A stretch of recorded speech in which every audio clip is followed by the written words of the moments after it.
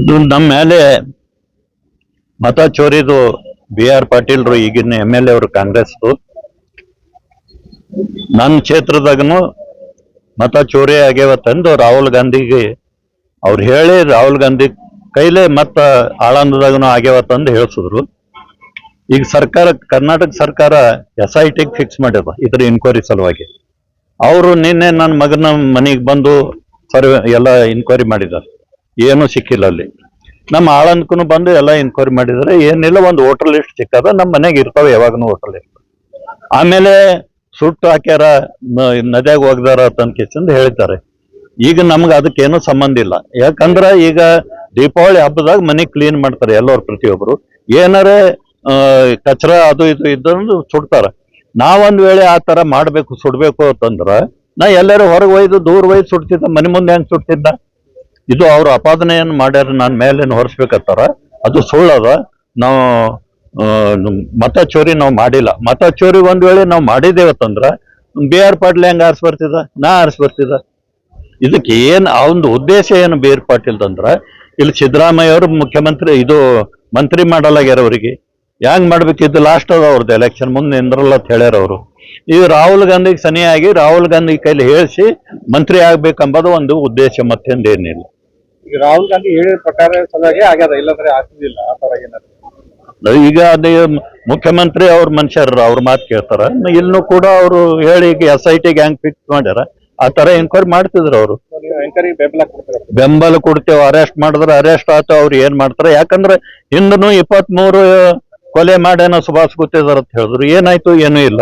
ಆ ತರ ಏನಾದ್ರು ಪ್ರಸಂಗ ಬಂದ್ರೆ ಕೋರ್ಟಿಗೂ ಹೋಗ್ತೇವೆ ನಾವು. ಸರ್, ಈಗ ಆಳಂದ್ ಕ್ಷೇತ್ರದಲ್ಲಿ ಮಾತ್ರ ಯಾಕಾಯ್ತು, ಕಲಬುರಗಿ ಜಿಲ್ಲೆ ಎಲ್ಲ ಕಡೆ ಅವೆಲ್ಲ ತೆಗಿಬೇಕು. ಕಲಬುರಗಿ ಜಿಲ್ಲೆಯಲ್ಲಿ ಅವ್ರ 4 ಜನ ಎಲ್ಲೆಲ್ಲಿ ಹೇಳ್ಯಾರ ಅರೆಸ್ಟ್ ಆದವ್ರು, ಅದೆಲ್ಲ ತೆಗೀರಿ. ಬರೀ ಆಳಂದ್ ಒಂದೇ ಯಾಕ?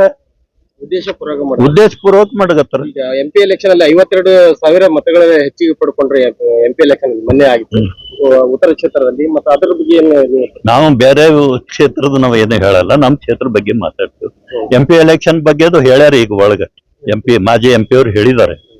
ಸತ್ಯಕ್ಕೆ ದೂರದ ಮಾತು ಇದು, ಸತ್ಯಕ್ಕೆ ದೂರ, ಸುಳ್ಳು ಏನಿಲ್ಲ, ಒಂದು ಆಪಾದನೆ ಕೊಡ್ಬೇಕಂಬುದು ಉದ್ದೇಶ. ಡೆವಲಪ್ಮೆಂಟ್ ಇಲ್ಲ, ಇವತ್ತ ಸರ್ಕಾರದಾಗ ದುಡ್ಡು ಇಲ್ಲ, ಏನೋ ಡೆವಲಪ್ಮೆಂಟ್ ಇಲ್ಲ ಅಂತ ಕೇಸನ್ ಮೈಂಡ್ ಡೈವರ್ಟ್ ಮಾಡೋ ಸಲಕ್ಕೆ ಇದು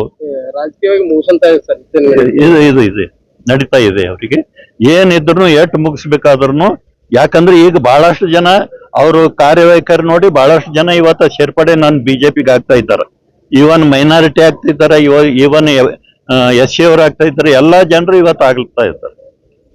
ಅದಕ್ಕ ಇದು ನೋಡ್ಲಾರ್ದೆ ಇವತ್ತು ಅವ್ರು ಇದು ಮಾಡ್ತಾ ಇದ್ದಾರೆ.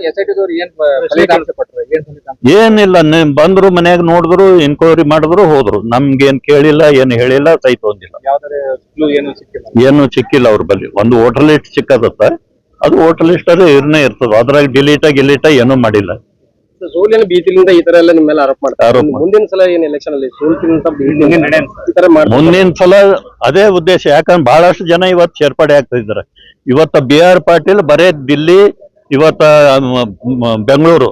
ಯಾಕಂತಂದ್ರ ಮೊನ್ನೆ ಹೈದರಾಬಾದ್ ಕರ್ನಾಟಕ ವಿಮೋಚನೆ ದಿನಾಚರಣೆ ಏನಿತ್ತಲ್ಲ, ಮುಖ್ಯಮಂತ್ರಿ ಆದವರು ಗುಲ್ಬರ್ಗ್ ಬಂದು ಫ್ಲಾಗ್ ಹಾಸ್ಟಿಂಗ್ ಮಾಡ್ತಾರೆ. ಆದ್ರೆ ಆಳಂದಕ್ಕ ಅವತ್ತು ಬರ್ಲಿಲ್ಲ, ಅವ್ರು ದಿಲ್ಲಿಗೆ ಹೋಗಿದ್ರು. ಅವರು ಇವತ್ತು ತಮ್ಮ ಸ್ವಾರ್ಥ ನೋಡ್ತಾರೆ ವಿನಾ ಇವತ್ತು ಯಾವ್ದನ್ನು ನೋಡಲ್ಲ. ಇವತ್ತು ಅದಕ್ಕೆ ಗೌರವ ಕೊಡಲ್ಲ ಅವರು. ಈ CIT ನಿಮ್ಗೆ ಮುಂದಿನ ಇದು ಕೌಂಟರ್ ಏನ್ ಮಾಡ್ಬೇಕಂತ ವಿಚಾರ ಏನ್ ಮಾಡ್ಯಾರ ಗೊತ್ತಾಗಿಲ್ಲ. ಅವರು BR ಪಾಟೀಲ್ ಹೇಳ್ತಾ ಇದ್ದಾರತ್ತ, ಸಾಕ್ಷಿಗಳು ನಾಶ ಮಾಡ್ಯಾರತ್ತಂದು ಹೇಳಿ ಕೇಸಂದ್ ಅರೆಸ್ಟ್ ಮಾಡ್ರಿ ಅವ್ರಿಗೆ ಅಂತ ಹೇಳಗತ್ತಾರತ್ತ. ಏನ್ ಕೇಳಿಲ್ರಿ, ಸಹಿತ ಹೊಂದಿಲ್ಲ. ತಿಳಿಸಿದವ್ರಿ ವಿಜೇಂದ್ರ ಅವರು ಇವತ್ತು ಫೋನ್ ಮಾಡಿದ್ರು, ಹೇಳಿದೇವ್ ಅವ್ರಿಗೆ. ಇಲ್ಲ, ಕೇಳಿದ್ರು ಅಷ್ಟೇ, ನಾನು ಮತ್ತೇನು ಹೇಳಿಲ್ಲ.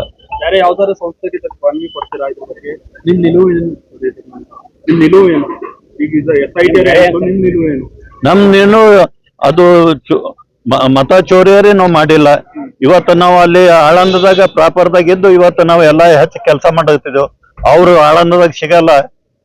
ಅವ್ರ ಅಣ್ಣನ ಮಗ ಇವತ್ತು RK ಪಾಟೀಲ್ ಇವತ್ತೆಲ್ಲ, ಯಾಕಂತಂದ್ರೆ ಇವತ್ತು ಪಾದಯಾತ್ರೆ ಮಾಡೋದನ್ನು ಕೂಡ ಮಹಾತ್ಮ ಗಾಂಧಿ ಹೆಸರ ಮೇಲೆ ಇವತ್ತು ಪಾದಯಾತ್ರೆ ಮಾಡ್ತಾರ. ಅದಕ್ಕೆ ಏನ್ ಮಾಡ್ತಾರ, ಗೌರ್ಮೆಂಟ್ ಆರ್ಡರ್ ಹಾಕ್ತಾರ.